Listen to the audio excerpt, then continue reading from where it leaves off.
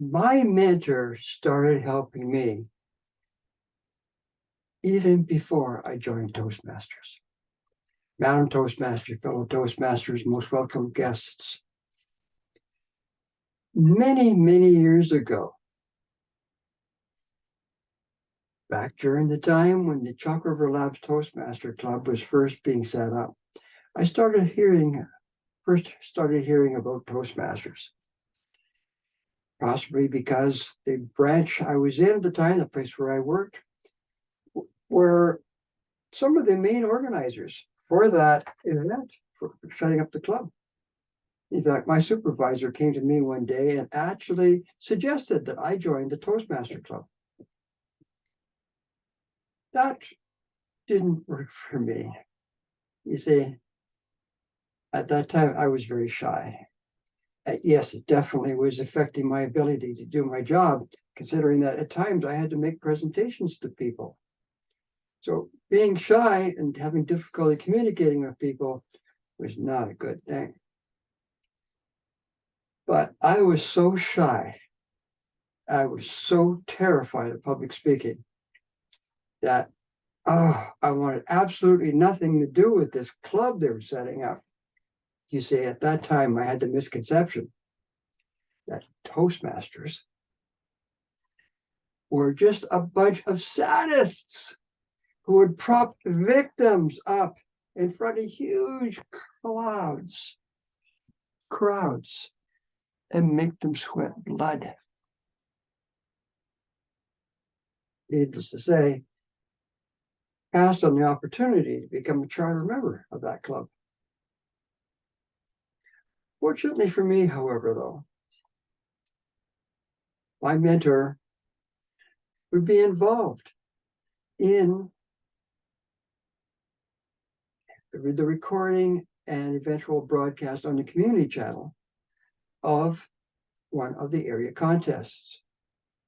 So I got a chance to see what an actual contest speech one lazy Saturday afternoon when I was just popping through all the available channels and eventually stopped on the community channel, where at that particular moment, this contest was being televised. It made a big difference for me. Now, how did they do that? Well, initially, I saw a gentleman in a nice suit standing on a makeshift stage, telling a story about his first skydive. Again, originally I saw him giving a speech, but as the speech progressed, I started envisioning him going through the process of doing his first skydive, to the point where I saw him holding onto the door frames of an open doorway in an airplane high up in the sky. And then he did a little jump like this. And suddenly I was envisioning him doing his first skydive. That speech, the way he told that story, impressed me to the point where I felt perhaps I should look into this. Maybe one day I could be as good a storyteller as that. So the next day, when I was at work, I spoke to some of my colleagues. And one of them was the lady who would eventually become my mentor. And she said to me, yes, I know about that televised contest. In fact, I was involved in setting it up and ensuring that it was recorded and eventually put onto the community channel. So that's how my mentor first helped me in getting me past that hump that I needed to actually ask to be a guest at a Toastmaster meeting. So I asked my mentor about checking out some clubs, and she did invite me to a couple of clubs. One, like an evening club, the other, a corporate club. But it was the corporate club that really made the difference to me. It really connected with me. So what happened?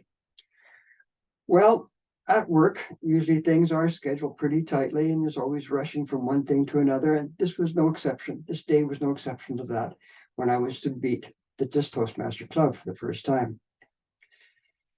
And of course, just before time to go to that, my mentor told me that her meeting was running late. And as such, I should go by myself, but she'll join me later. So off I rushed to the meeting. Running a little bit late myself because the last meeting, as usual, ran a little late. And found the room where the meeting was, rushed inside and stopped dead. I thought I had walked into a high-level executive meeting because of all these very important looking people sitting at this big round table, very busily getting ready for their meeting. And I was about to flee back out through the door I'd just come in when one of them noticed me there and came over and welcomed me to the meeting, making it clear that I was at the right place. And then he took me over to the table, and despite the fact that people were very busy getting ready for their meeting, and the table was quite full, they made room for me to sit with them at the table. Made me feel very welcome. All this despite the fact that I said almost nothing because I was getting very shy. During that meeting, I watched them, the other Toastmasters, do the dreaded table topics. And I don't remember whether there was any speeches or not, but I was amazed at the bravery of the people to do those table topics. Later, that same meeting, I had the opportunity to join the club, and I did. And my mentor then became officially my mentor. So that's how my mentor helped me even before I joined Toastmasters, Adam Toastmaster.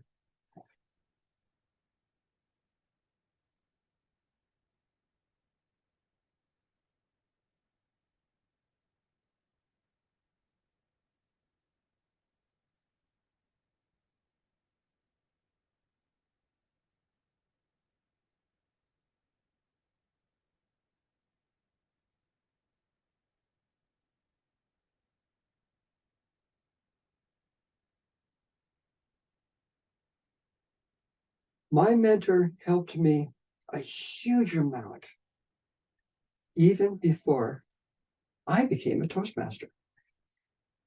Now, how did that happen? Madam Toastmaster, fellow Toastmaster, and most welcome guests. This goes back many years ago, before I became a Toastmaster. Back about the 80s, when the Chalk River Labs Toastmaster Club was just being formed. My supervisor and a lot of the colleagues I worked with were involved in setting up the club at that time. And so they had mentioned it in some way. My supervisor actually recommended that I join Toastmasters because he thought it would really help with my career. And of course, since I was very shy at that time, it would be a bonus in many ways to be able to express myself better than I was doing. So this was very good for me, but I had this terrible misconception at that time about Toastmasters, possibly because of my terror of public speaking, which occasionally I had to do in my job then. So this was not a good thing. This was something that really, really bothered me, this public speaking thing. So I had this misconception at the time, this club actually wants to do public speaking, that they would be nothing but a bunch of terrorists who would prop victims up in front of huge crowds and make me sweat blood. So I didn't jump at the opportunity, you might say. Fortunately for me, opportunity did happen later on. An opportunity to witness a Toastmaster speech made a difference for me. How did this happen? One day I was just channel hopping through the local TV cable channels, and I came across the community channel. And I saw this gentleman in a nice suit standing on a makeshift stage giving this speech about his first skydive. Initially, I just heard him giving this story, but as the story progressed, gradually I could see in my mind him high up in the sky, holding on to the door frame, the open door frame of an airplane, high up in the sky. And then with a little jump, he was then skydiving. And I could see that in my mind. And I thought afterwards, wow, that was impressive. Could I do that? Is it possible that I could learn how to give a story like that? So that was a turning point for me. Very important turning point. In terms that I was now more open to the idea of dropping in as a guest. So later on, I think it was the next day at work, I was talking to some of my colleagues, and I was talking to the lady who would eventually become my mentor. And she said, yes, I know about that show. In fact, I was involved.